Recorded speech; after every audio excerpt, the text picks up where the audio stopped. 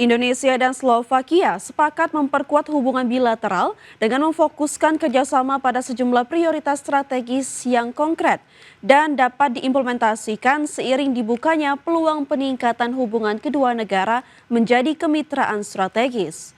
Kesepakatan tersebut mengemuka dalam pertemuan bilateral antara Menteri Luar Negeri Indonesia Sugiono dan Menteri Luar Negeri Slovakia Juraj Blanar. Sugiono menyebut pertemuannya dengan Juraj Blanar menegaskan kuatnya hubungan bilateral antara Indonesia dan Slovakia, sekaligus membuka babak baru kerjasama yang lebih terarah. Kedua negara juga sepakat untuk mempersempit ruang lingkup kerjasama ke dalam sejumlah prioritas yang bersifat actionable dan implementable. Langkah awal Indonesia dan Slovakia menandatangani perjanjian pembebasan visa bagi pemegang saham paspor diplomatik dan dinas. Sugiono menilai kesepakatan ini menjadi fondasi bagi pendalaman kerjasama di berbagai sektor. Dalam bidang ekonomi dan riset, Menlu Sugiono menyoroti keberhasilan kolaborasi antara Universitas Andalas dan tim riset Universitas Slovakia dalam mengembangkan varietas gandum yang cocok untuk iklim tropis. Kerjasama ini diakui memiliki nilai strategis bagi ketahanan pangan Indonesia. Actionable, implementable, and I think the signing that we just did was the opening phase of a further and deeper cooperation that we will see in the future. Pemerintah terus mematangkan rencana perpanjangan trase kereta cepat dari Bandung ke Surabaya di tengah proses restrukturisasi atas pendanaan kereta cepat Jakarta-Bandung atau BUS. Pemerintah meyakini perluasan trase kereta cepat hingga ke Surabaya akan membuka sentra-sentra ekonomi baru di sekitar wilayah yang dilewati kereta cepat. Pemerintah terus mematangkan rencana perpanjangan trase kereta cepat dari Bandung ke Surabaya di tengah proses restrukturisasi atas pendanaan kereta cepat Jakarta-Bandung atau WUS. Menurut Menteri Koordinator Bidang Infrastruktur dan Pembangunan Kewilayahan Agus Harimurti Yudhoyono, proses restrukturisasi terkait pendanaan proyek KCIC Jakarta-Bandung masih dalam pembahasan yang melibatkan Kementerian Keuangan dan Danantara. Pembahasan ditujukan guna mencari solusi atas masalah penggunaan anggaran.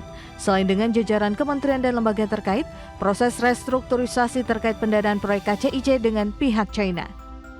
Intinya kita ingin terus cari solusi yang terbaik.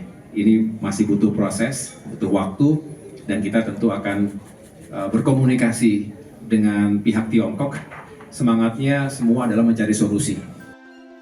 Pemerintah meyakini perluasan trase kereta cepat hingga ke Surabaya akan membuka sentra-sentra ekonomi baru di sekitar wilayah yang dilewati kereta cepat. Jakarta, Tim Liputan IDX Channel. Pemirsa, Kementerian Perindustrian mencatat pertumbuhan industri manufaktur mencapai 5,17%, lebih tinggi dari pertumbuhan ekonomi nasional yang mencapai 5,01%. Capaian tersebut sejalan dengan optimisme pelaku usaha industri yang masih terjaga, tercermin dari indeks kepercayaan industri di level 54,12. Menteri Perindustrian Agus Gumiwang Kartasasmita mencatat sektor industri manufaktur Indonesia terus menunjukkan kinerja yang positif sebagai penggerak utama perekonomian nasional. Berdasarkan data Badan Pusat Statistik, kinerja sektor industri manufaktur atau industri pengolahan non-migas nasional tercatat mengalami pertumbuhan mencapai 5,17% atau meningkat 92,16 triliun menjadi 1.875 triliun sepanjang triwulan 1 hingga 3 tahun 2025. Angka pertumbuhan ini lebih tinggi dari pertumbuhan ekonomi Indonesia yang mencapai 5,01%. Selain itu, kontribusi industri manufaktur terhadap PDB nasional pada triwulan 1 hingga 3 tahun 2025 sebesar 17,27%, 3.051 triliun.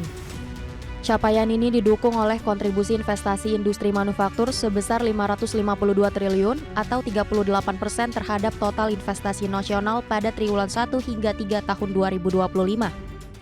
Di mana sepanjang tahun 2025 tercatat ekspor manufaktur sebesar 227,10 miliar dolar Amerika atau 80,27% dari total nilai ekspor nasional. Ini sudah disesuaikan dengan rilis BPS kemarin ya, angkanya sudah. Ya. Yang lain-lain saya kira kita bisa melaporkan bahwa optimisme dari pelaku usaha mudah-mudahan sejalan dengan apa yang tadi disampaikan oleh Ketua Umum Pak Edi. Agus menambahkan capaian tersebut sejalan dengan optimisme pelaku usaha industri yang masih terjaga yang tercermin dari Indeks Kepercayaan Industri bulan Januari 2026 yang berada pada level 54,12. Sementara Purchasing Manager Index atau PMI Manufaktur bulan Januari 2026 yang juga meningkat ke level 52,6 menandakan berlanjutnya ekspansi aktivitas manufaktur nasional. Dari Jakarta, Ade Firmansyah, IDX Channel. Pemirsa, Presiden Prabowo Subianto menegur secara terbuka jajaran pemerintah daerah Bali termasuk gubernur dan para bupati terkait persoalan sampah yang dinilai sudah mencemari lingkungan dan mengancam keberlanjutan pariwisata nasional. Presiden menegaskan bahwa persoalan sampah tidak bisa dibiarkan berlarut-larut dan tidak dapat diselesaikan dengan saling menyalahkan, melainkan harus dihadapi dengan kerja nyata dan kepemimpinan yang tegas. Presiden menyoroti secara khusus kondisi pantai-pantai di Bali yang dinilai telah mencoreng citra pariwisata Indonesia. Presiden mengungkapkan bahwa dirinya menerima langsung keluhan dari tokoh-tokoh luar negeri mengenai kondisi Bali yang makin kotor. Presiden menyampaikan bahwa pariwisata merupakan sektor yang paling cepat menciptakan lapangan kerja dan menyerap tenaga kerja dalam jumlah besar. Namun sektor tersebut tidak akan bertahan apabila lingkungan, khususnya destinasi wisata unggulan seperti Bali dibiarkan kumuh dan kotor.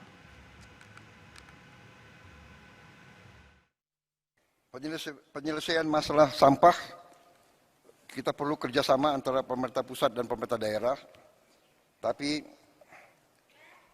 kita tidak boleh menunggu. Karena itu, bila perlu, demi kepentingan rakyat, pemerintah pusat yang akan memimpin. Dia ngomong ke saya. Dia bilang, Your Excellency, I just came from Bali. Oh, Bali is so dirty now. Bali not nice. Wah, tapi saya terima itu sebagai koreksi. Ya. Ini kita harus atasi bersama. Ini maaf ya, gubernur bupati-bupati dari Bali ini real loh. Bali bulan Desember 2025.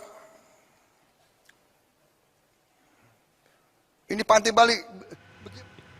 Badan Pusat Statistik mencatat jumlah wisatawan mancanegara yang berkunjung ke Indonesia di sepanjang tahun 2025 menembus lebih dari 15 juta orang.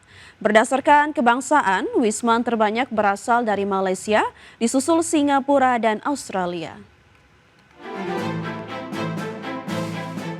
Badan Pusat Statistik mencatat jumlah wisatawan mancanegara yang berkunjung ke Indonesia sepanjang 2025 menembus lebih dari 15 juta orang, tertinggi sejak 2020.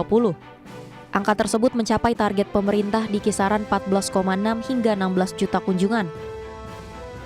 Namun jumlah wisman yang berkunjung ke Indonesia pada 2025 masih belum melampaui total wisman sebelum masa pandemi COVID-19.